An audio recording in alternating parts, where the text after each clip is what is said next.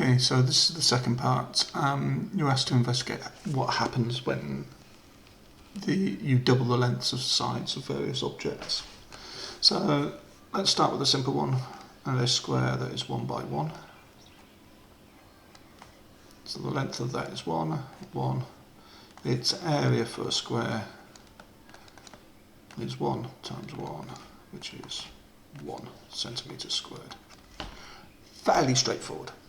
Now, if I double all the lengths, the shapes remain what's called similar. The shape will remain the same. The question is, what happens to the area? So now I've got the area is 2 by 2, which is 4 centimetres squared. So this is 4 times the standard area of my shape. And that was scaling by a factor of 2. Sorry, one of my dogs has just gone lunatic outside again. Let's zoom it up again. Let's go up to 3. So the scale factor is 3. All lengths have multiplied by 3. It actually includes diagonals and any other measurement you would like to make. So the scale factor is 3. The area of this shape is 3 times 3. 9 centimetres squared, or 9 times my standard square.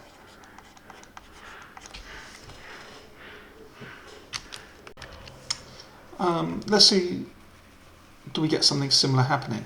You may already know what the pattern is there, but let's see what happens if I move this on.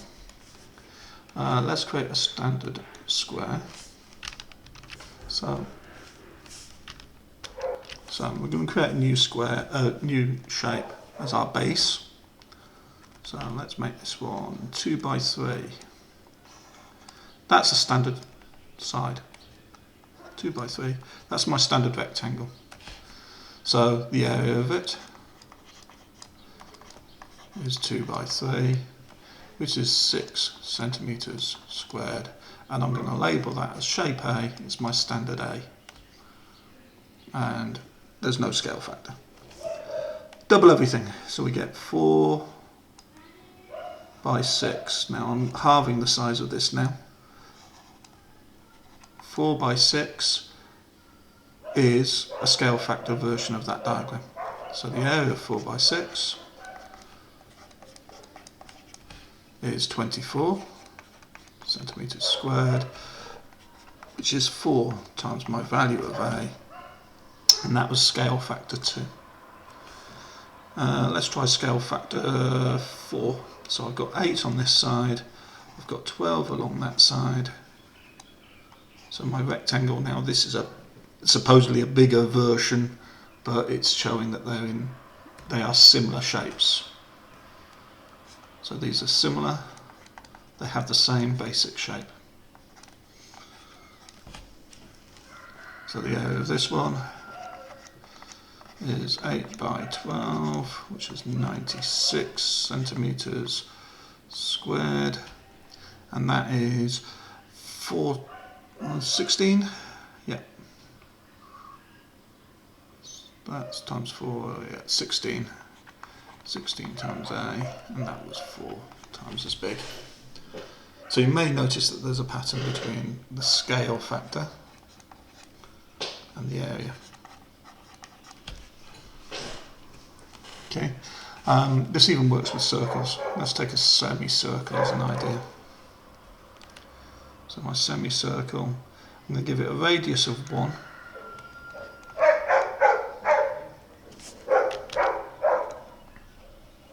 So the area of my semicircle, which is my base shape, is pi r squared for a circle. But this is a semicircle, so I'm only going to take half of it. There is a reason I'm talking about semicircle, and it will come up in the main part of the lesson. So the area of this is 1/2 of pi centimetres squared. I don't actually need to turn it into a number. That's my standard shape. Double it.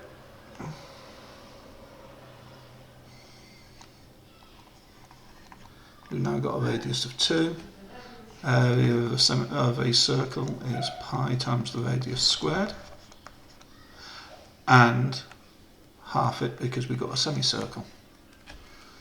Half times 2 squared is still 4/2 pi centimetres squared. And this is actually just 4 times the area of my original shape. So the scale factor, the stretch, is 2 in all directions. The area, scale factor was 4.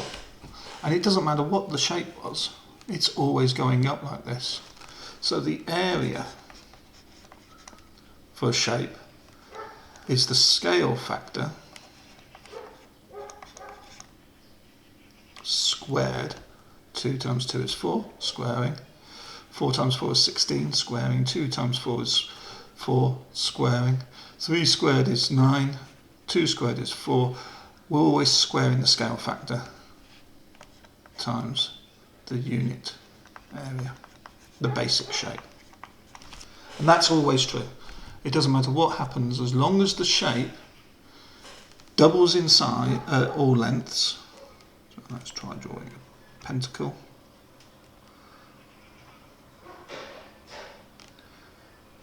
The amount of space that's contained within it.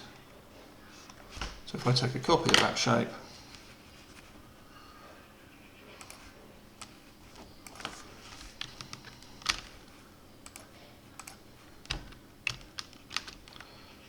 let's do it as one group, and then if I stretch it by a factor of 2, so it's twice the area, it's twice in both directions, and the area inside here is twice as big. If I do it again, and make it scale by a factor of 3, you should notice that the area is going up by more than doubling it or tripling, it's squaring. Okay, so that's the preparation for the